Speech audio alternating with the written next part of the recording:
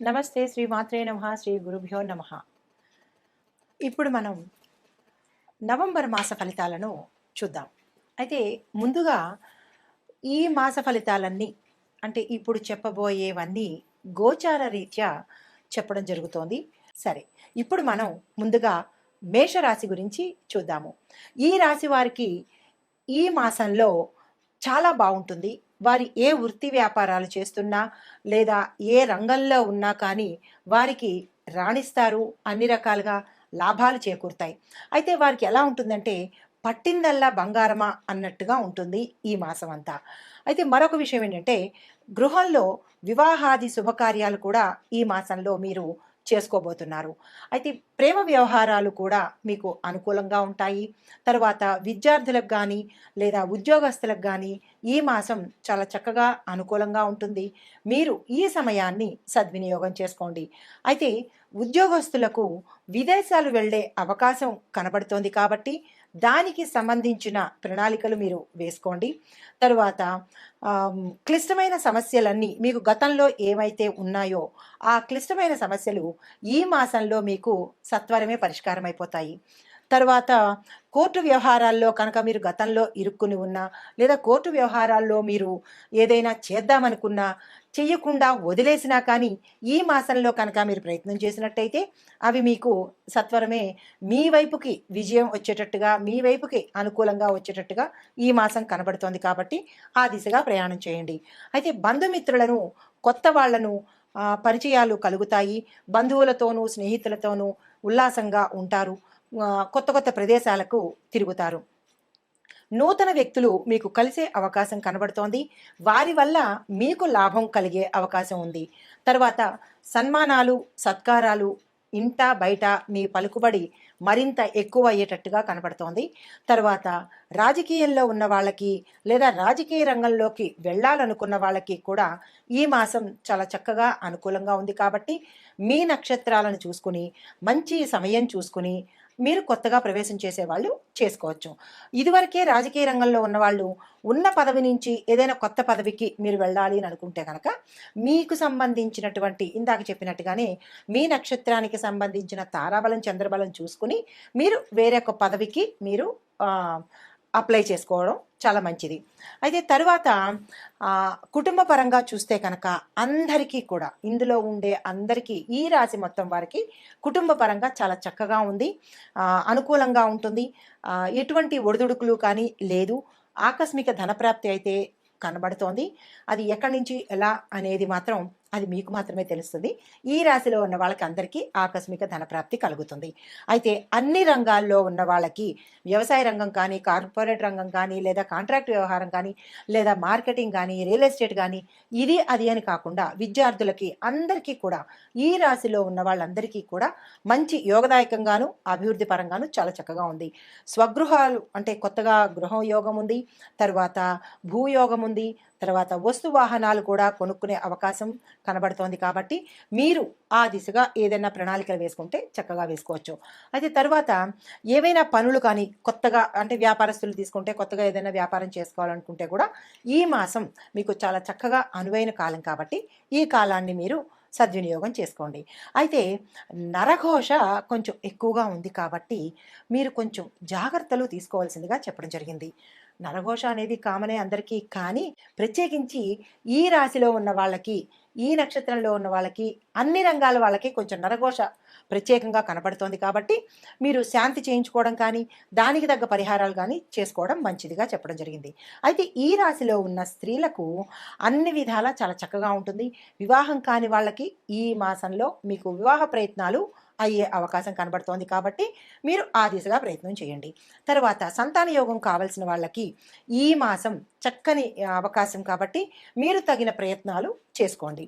తర్వాత ఈ రాశిలో ఉన్న స్త్రీలు అన్ని నక్షత్రాల వాళ్ళకి మీకు పదోన్నతులు వచ్చే అవకాశం కనబడుతోంది. లేదా కొత్తగా ఉద్యోగంలో చేరాలనుకున్న వాళ్ళు మీకు ఏ రంగం ఇష్టమో అంటే ఏ కెరియర్లో వెళ్ళాలి అని అనుకుంటున్నారో దానికి తగ్గ అప్లికేషన్స్ పెట్టుకోవడం కానీ దానికి తగ్గట్టుగా ప్రయత్నాలు చేసుకోవడం కానీ చక్కగా చేసుకోవచ్చు. అయితే బదిలీలు ట్రాన్స్ఫర్స్ అవుతాయన్నమాట. బదిలీలు అంటే ట్రాన్స్ఫర్స్ కదా. మీకు ఉన్న ప్లేస్ నుంచి ఇంకొక ప్లేస్కి మంచి ప్రమోషన్తో, అంటే ఎలా అంటే ఆదాయం ఎక్కువ ఇచ్చి, అంటే మీ శాలరీ ఎక్కువ ఇచ్చి మీకు ప్రమోషన్స్కి పంపించే అవకాశం కనబడుతోంది. మీరు ఆ ప్రకారంగా మీరు చూసుకోండి. ఒకవేళ మీకు ఆ ప్రదేశం నచ్చలేదు అని అనుకుంటే కనుక మీరు మీ పై యజమానికి ఒక చిన్న విన్నపం రాసుకుని మాకు ఈ ప్రదేశం వద్దు అండి అని మీకు నచ్చినట్టుగా మీకు కావలసిన ప్రదేశాన్ని కనుక మీరు ఎంపిక చేసుకున్నట్లయితే వారు అంగీకరించే అవకాశం మీ వైపు ఫేవర్గా ఉండే అవకాశం కనబడుతోంది. కాబట్టి మీరు ఆ ప్రయత్నాలు చేయండి. తర్వాత ఈ రాశిలో ఉండే విద్యార్థులు, అంటే చిన్నపిల్లలు చదువుకునే వాళ్ళు ఉంటారు కదా, వాళ్ళు విదేశాలు వెళ్ళాలి అని అనుకుంటే కనుక ఆ ప్రయత్నాలు చేసి ఇప్పుడు కనుక అటువంటి ఎక్కడికి వెళ్ళాలి, ఏ దేశం వెళ్ళాలి అనే ప్రయత్నాలు ప్రణాళికబద్ధంగా కనుక చేసుకున్నట్టయితే మంచి అవకాశం, మీరు సెలెక్ట్ అవుతారు. తర్వాత ఏ కాలేజీలో చదువుతున్న వాళ్ళు ఉంటారు కదా, ఏ కాలేజీలో చదవాలి అని అనుకున్న వాళ్ళు ఆ కాలేజీలోకి, మీరు అనుకున్న కాలేజీలోకే మీరు వెళ్ళే అవకాశం కనబడుతోంది. మీరు ఆ వైపుగా మీరు చూసుకోండి. తర్వాత ఎవరైతే పరీక్షలు రాసేసి ఉన్నవాళ్ళు ఉంటారో వాళ్ళకి మీరు అనుకున్న దానికన్నా ఎక్కువ ర్యాంకులు, అంటే ఎక్కువ మార్కులు తెచ్చుకునే అవకాశం ఉంది. కాబట్టి మీరు హ్యాపీగా సంతోషంగా ఉండొచ్చు. తర్వాత ఎవరైనా కొత్తగా వస్తువులు కొనుక్కోవాలి అనుకున్న వాళ్ళకు కూడా, నూతన వధూవరులు ఎవరైనా ఉంటే వాళ్ళు కొత్త వస్తువులు కొనుక్కోవడం, బంగారం అవ్వచ్చు, వెండి అవ్వచ్చు, ఏదైనా గృహానికి సంబంధించిన వస్తువులు కానీ కొనుక్కునే అవకాశం కనపడుతోంది. తర్వాత వస్త్రాలు, ఆభరణాలు మీకు వచ్చే యోగం ఉంది. కాబట్టి ఆ దిశగా మీరు చూసుకోండి. అయితే కుటుంబాల్లోనూ, ఇంట్లోనూ, బయట మొత్తంగా ఈ రాశి వాళ్ళందరికీ చాలా చక్కని అనువైన కాలం. కాబట్టి మీరు ఎట్లాగ ప్రణాళికలు వేసుకుని ముందుగా ఆ ప్రకారంగా చూసుకోండి. ఆరోగ్యవంతులు కూడా ఈ మాసం, అంటే అనారోగ్యంతో ఉన్న వాళ్ళు కూడా ఈ మాసంలో మీరు ఆరోగ్యం చేజిక్కించుకుంటారు. ఇంకా ఒకటేంటి, అన్ని రకాలుగా ఈ మాసం మీకు చాలా చక్కని అనుకూలమైన మాసం అనమాట. అయితే ఇప్పుడు ఏ ఏ రంగాల వాళ్ళకి, ఇందాక అందరికీ కలిపి చెప్పాను కదా, ఇప్పుడు ఏ ఏ రంగాల వాళ్ళకి ఎలా ఉంటుంది అనేది ఇప్పుడు చూద్దామన్నమాట. ఇప్పుడు విద్యార్థులకైతే కనుక పరీక్షల్లో పాస్ అయిపోతారు. మెడికల్, ఇంజనీరింగ్, లా విద్యార్థులకు మీరు అనుకున్నట్టుగా మంచి ర్యాంకులు వచ్చే అవకాశం ఉంది. రీసెర్చ్ చేస్తారు కదా, ఆ రంగంలో ఉన్న వాళ్ళకి కూడా మీ రీసెర్చ్ని పరిగణలోకి తీసుకునే అవకాశం కనబడుతోంది. తర్వాత విదేశాలకు వెళ్ళాలి అని అనుకుంటే కనుక ఈ మాసం అనుకూలమైన ఉంది. కాబట్టి మీరు ఏ యూనివర్సిటీకి వెళ్ళాలి, ఏ దేశం వెళ్ళాలి అనేది కూడా ప్రణాళికలు వేసుకోండి. తర్వాత ఉద్యోగస్తులకు అనుకూలమైన ప్రదేశాలకు ట్రాన్స్ఫర్లు అవుతాయి. కాబట్టి మీరు ఏ ప్రదేశానికి వెళ్ళాలి అనుకుంటున్నారు అనేది ఇందాక చెప్పినట్టుగా మీరు చూసుకోండి. అయితే నిరుద్యోగులకు కూడా ఉద్యోగ అవకాశాలు వస్తాయి. కాబట్టి మీరు ఏ రంగానికి వెళ్ళాలనుకుంటున్నారు, ఏ జాబ్లో మీరు అప్లై చేసుకోవాలనుకుంటున్నారు, ఆ ప్రకారంగా మీరు ప్రయత్నాలు చేసుకోవచ్చు. తర్వాత అంతక్రితమే ఇందులో అంటే టెంపరీగా వర్క్ చేస్తారు కదా, వాళ్ళకి ఈ మాసంలో స్థిరత్వం ఏర్పడుతుంది. అంటే కాంట్రాక్ట్ బేసిస్ మీద చేస్తారు కదా, ప్రభుత్వ ఉద్యోగం కానీ, ప్రైవేట్ ఉద్యోగాలు కానీ, ఐటీ రంగం కానీ, ఏదైనా సరే వాళ్ళకి ఈ మాసంలో మీది పర్మనెంటు అన్న వార్తను మీరు వింటారనమాట. తర్వాత వ్యవసాయదారులకు వచ్చి చూసినట్టయితే 2 పంటలు మీకు అత్యధికమైన లాభాలని, మీరు ఊహించిన దానికన్నా ఎక్కువ లాభాలని పొందే అవకాశం ఉంటుంది. కాబట్టి రైతన్నలు మీరు నిరాశ చెందకండి, హ్యాపీగా చక్కగా ఉండండి. రైతే దేశానికి వెన్నెముక కదా, మీరు ఆరోగ్యంగా చక్కగా హ్యాపీగా ఉండండి. కొత్త రుణాలను మాత్రం చేయమాకండి. పాత రుణాలు తీర్చే అవకాశం ఉంటుంది. కాబట్టి పాత రుణాలను తీర్చేస్తారు. కొత్తగా ఏమైనా పంటలు వెయ్యాలని అనుకుంటే ఈ మాసం చాలా చక్కని అనువైన మాసం. కాబట్టి ఆ ప్రయత్నం చేయండి. వ్యాపారస్తులకు క్రయ విక్రయాలలో మీకు మంచి లాభాలు తెచ్చిపెడుతుంది. కొత్తగా మీరు విస్తరించాలి అని అనుకుంటే, అంటే బ్రాంచెస్ పెట్టాలి అని అనుకుంటే కనుక ఈ మాసం కూడా మీకు మంచి అనుకూలమైన మాసం. కాబట్టి ఆ ప్రయత్నం చేయండి. భాగస్వామ్య వ్యాపారం చెయ్యాలి అని అనుకున్న వాళ్ళకి కూడా ఈ మాసం చక్కని మాసం, అనువైన మాసం. కాబట్టి మీరు భాగస్వామ్య వ్యాపారం కూడా చేసుకోవచ్చు. పాత భాగస్వాములతో ఏవైనా కనుక మీకు లావాదేవీలు కానీ, ఒక చిరాకులు కనుక ఉంటే కనుక వారితో తెగదెంపులు చేసుకుని కొత్త భాగస్వామి వ్యాపారానికి మీరు ఇప్పుడు శ్రీకారం చుట్టవచ్చు. మీకు అన్ని విధాల మంచి లాభాలు కనిపించేటట్టుగా కనపడుతోంది. కాబట్టి మీరు పెట్టుబడులు పెట్టడం కానీ, మీ వ్యాపారాన్ని విస్తరించడం కానీ చక్కగా చేసుకోవచ్చు. అయితే నూతన ఏజెన్సీలు ఎవరైనా కొత్తగా తీసుకోవాలనుకున్న వాళ్ళు ఈ మాసం అనువైన మాసం. కాబట్టి మీరు ఆ ప్రయత్నాలు చేసుకోండి.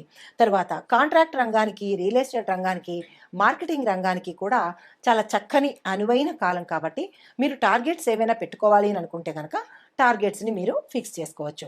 తర్వాత క్రీడాకారులకు, కళాకారులకు, టీవీ నట రంగం వర్గం వారికి కూడా, గాయని గాయకులకు, నాట్య రంగం వాళ్ళకి కూడా ఈ మాసం చాలా చక్కగా బాగుంటుంది. మీకు మంచి మంచి అవకాశాలు వస్తాయి. మీకు తగిన గుర్తింపు లభిస్తుందనమాట. మీకు ఇచ్చే పారితోషికం కూడా రెట్టింపు వచ్చే అవకాశం కనబడుతోంది. మీకు అన్ని విధాల చక్కని మంచి మాసం ఇది. మీ ప్రతిభకు తగ్గిన సత్కారాలు, సన్మానాలు, గుర్తింపులు లభిస్తాయి. తర్వాత కాంట్రాక్టు పనిలో ఉన్న వాళ్ళకి పెద్ద పెద్ద కాంట్రాక్టులు వచ్చేస్తాయి. గతంలో మీకు ఏవైనా బిల్లులు కనుక వసూలు అవ్వకపోతే ఈ మాసంలో వారు పిలిచి మరీ మీకు బిల్లులను మీకు ఇస్తారనమాట. అయితే మీ కింది పనిచేసే కాంట్రాక్ట్ రంగంలో పనిచేసే లేబర్స్తో మీరు ఒకంత జాగ్రత్తగా ఉండాలి. వాళ్ళు మీ మాట వినకుండా చెప్పిన పని కాకుండా వేరే పని చేసి మీకు కొంచెం చికాకులు తెచ్చిపెట్టే అవకాశం ఉంది. కాబట్టి వారితో మంచిగా ప్రవర్తించవలసిందిగా ప్రత్యేకమైన సూచన అనమాట. అయితే రాజకీయ రంగంలో ఉన్న వాళ్ళకి ఇందాక అనుకున్నట్టుగా మీకు అన్ని రకాలుగా బాగుంది. ప్రజల్లో మంచి పేరు వస్తుంది. మీ అధిష్టాన వర్గం నుంచి కూడా మీకు మంచి పేరు వచ్చే అవకాశం ఉంది. పదవుల్లో ఉన్న వాళ్ళకి మంచి పదవులు వచ్చే అవకాశం ఉంది. మీరు ఏదైనా మాట ఇచ్చి ఉంటే కనుక అధిష్టానానికి కానీ లేదా నాయకులు ప్రజలకు కానీ మీరు ఏదైనా మాట ఇచ్చి ఉంటే అది మాత్రం తప్పకుండా నెరవేర్చండి. మీకు మరింత మంచి పేరు వచ్చే అవకాశం కనబడుతోంది. తర్వాత ఇప్పుడు నక్షత్రాల వారీగా, ఇందాక రాసుల వారీగా చెప్పుకున్నాం కదా, ఇప్పుడు ఒక్కొక్క నక్షత్రం వారికి ఎటువంటి పరిహారాలు సూచనలు చేయాలి చూద్దాము. ముందుగా మొదటి నక్షత్రం అశ్విని నక్షత్రం వారికి మీరు ఏం చేస్తారంటే మీకు అనుకూలంగా ఉండడం కోసము గ్రహశాంతి కోసము మంగళవార నియమాలు పాటించి సుబ్రహ్మణ్యేశ్వర స్వామికి అభిషేకాలు చేసుకోవడము, స్వామివారిని దర్శించడము ఇలాంటివన్నీ మీరు చేసుకోవచ్చు.